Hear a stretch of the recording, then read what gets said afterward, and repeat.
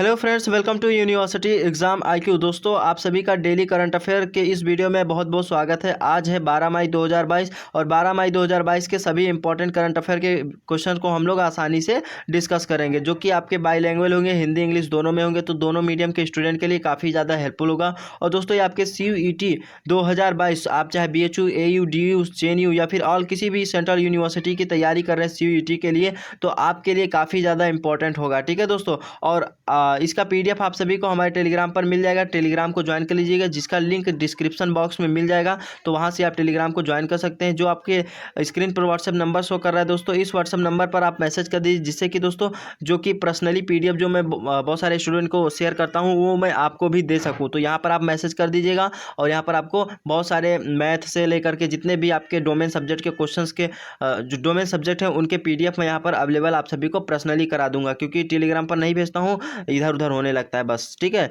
चलिए तो चलिए दोस्तों स्टार्ट करते हैं। आज का हमारा पहला क्वेश्चन है, फर्स्ट क्वेश्चन है, IBN के किस अध्यक्ष एवं मुख्य कार्यपालक अधिकारी को federal reserve bank of New York के निदेशक मंडल में चुना गया है। ठीक है, तो यह किसे चुना गया है? अरविंद कृष्ण को चुना गया है। ठीक है दोस्तों, तो आप लोग याद रखिएगा। IBN की बात करें तो IBN का फुल फॉर्म होता है इंटरनेशनल बिजनेस मशीन। इसकी स्थापना हुई थी 16 जून 1911 को। ठीक है, 1911 न्यूयॉर्क शहर में हुआ था। अमेरिका के एक बड़ा शहर है न्यूयॉर्क, न्यूयॉर्क में हुआ होगा। शायद ही कोई स्टूडेंट नहीं जानता होगा न्यूयॉर्क को। और ये अरविंद कृष्ण को federal reserve bank of New York के निदेशक मंडल के रूप में चुना गया था। पहले ये IBN के अध्यक्ष और मुख्य कार्यपालक अधिकारी भी रह चुके हैं। अब ये 60 वर्ष के हैं और अब ये कार्यकाल संभालेंगे federal reserve bank of New York का। ठीक है, और ये दोस्तों भारतीय मूल के ही रहने वाले हैं, IIT कानपुर के।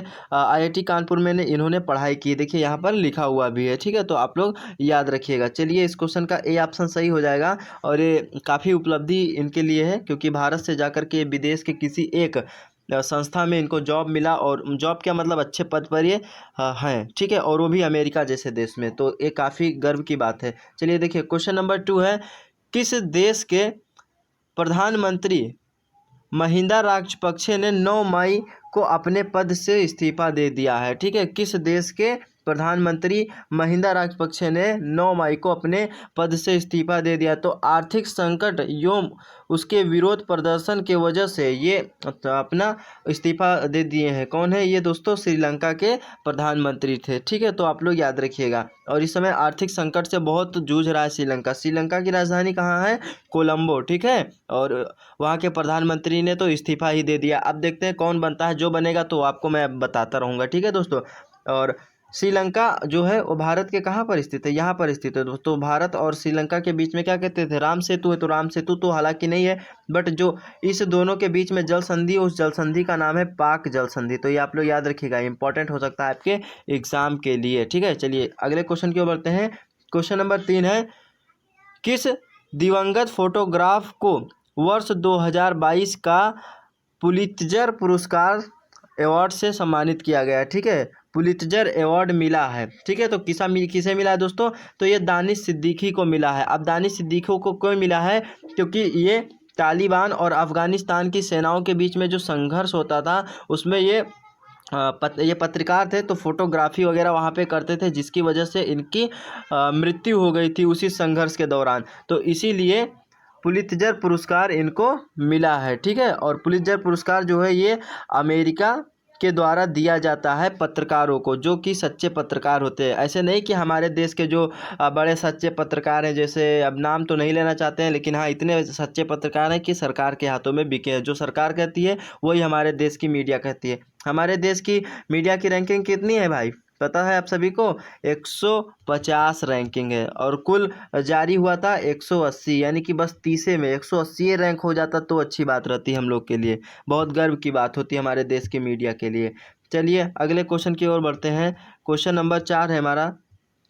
क्वेश्चन नंबर 4 है, हाल ही में व्यय विकास यानी वित्त मंत्रालय ने कितने राज्यों को राजस्व घाटा अनुदान के रूप में 7,183.42 करोड़ रुपए जारी किए हैं? ठीक है, तो ये 14 राज्यों को जारी किया गया है वित्त मंत्रालय के द्वारा, ठीक है। अनुदान मतलब दान कर दिया गया कि जो उनके राजस्व में घाटा लगा है उनकी वो पूर्ति कर सके और फिर से अपने राजस्व व्यय का आकलन के बीच में उसका नियंत्रण बिठा सके और अपने जो राज्य है उसका विकास कर सके, ठीक है। तो आप लोग ये याद रखिएगा। तो इस क्वेश्चन का बी ऑप्शन आपका सही हो जाएगा। वित्त मंत्रालय ने 14 राज्यों को अनुदान रूप में 7,183.42 करोड़ रुपए दिए हैं, ठीक है। तो आप लोग याद रखिएगा। क्वेश्चन नंबर 5 है, यूक्रेन युद्ध के बीच निम्न में से कौन सा देश संयुक्त राष्ट्र विश्व पर्यटन संगठन से हट गया है, ठीक है। विश्व पर्यटन संगठन से कौन सा देश जो है हट गया है, तो अभी रूस हट गया है दोस्तों। आपका सी ऑप्शन सही हो जाएगा।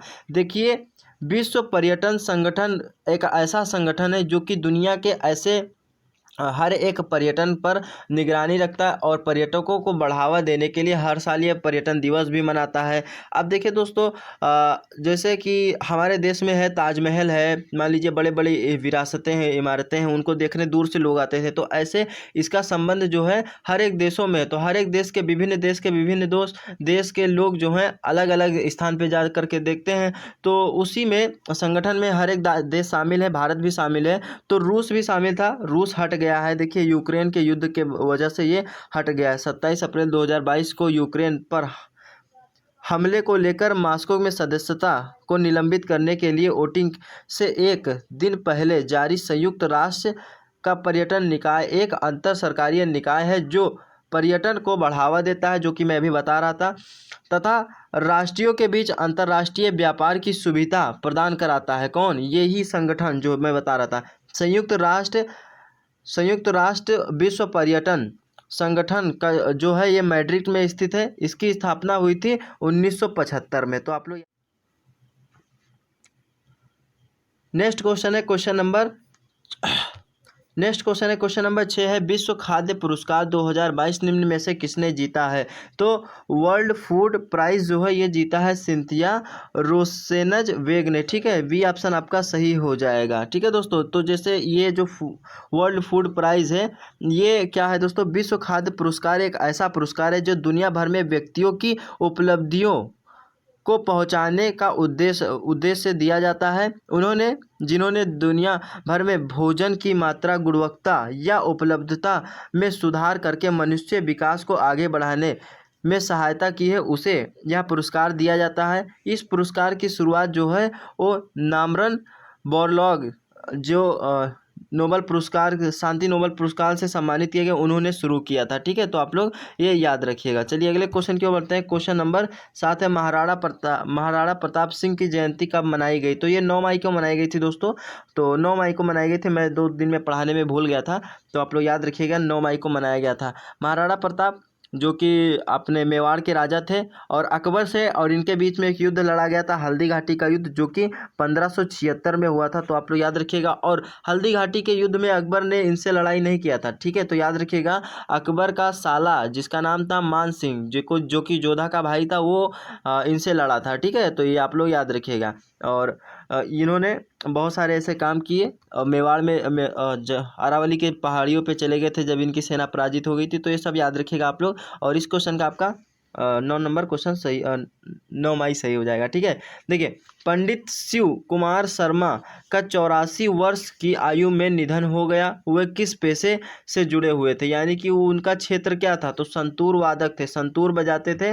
इनका 84 वर्ष की आयु में निधन हो गया। देखिए दोस्तों, ये जीवित थे तब पंडित शिव कुमार शर्मा संतूर वादक, ये जीके में क्वेश्चन पूछा जाता था। अब तो इनका निधन हो गया 2022 में। तो ये बहुत ज़्यादा इंपॉर्टेंट है, ठीक है, आप सभी के लिए, क्योंकि ये रिसेंटली हुआ है और ये आपके लिए पूछा जा सकता है, ठीक है। तो ये भारतीय संस्कृति का क्वेश्चन है जिसमें से आपके एग्जाम में आ सकता था। जीवित थे तब भी पूछा जाता था, अब तो इनका निधन हो गया तो और ही ज़्यादा इंपॉर्टेंट हो सकता है। ये कश्मीर के रहने वाले थे, वहीं पर ये बजाया करते थे, ठीक है। तो आप लोग ये याद रखिएगा, संतूर। बाकी चीज़ें यहाँ पर डिस्क्रिप्टिव आप लोग PDF डाउनलोड करके पढ़ सकते हैं। PDF के लिए टेलीग्राम को जरूर ज्वाइन कर लीजिए। और अगर वीडियो पसंद आए तो प्लीज़ लाइक, सब्सक्राइब सब कुछ कर दीजिएगा दोस्तों। तो चलिए कल के वीडियो में मिलते हैं और विथ इंस्टा फैक्ट के साथ। और एक जो व्हाट्सअप नंबर शो कर रहा है दोस्तों आपको, ये वाला, इस पर आप लोग मैसेज कर दीजिए, जिससे कि मैं आप सभी को यहाँ पर जो PDF प्रोवाइड कराता हूँ सभी को, मैं आप सभी को भी दे सकूँ।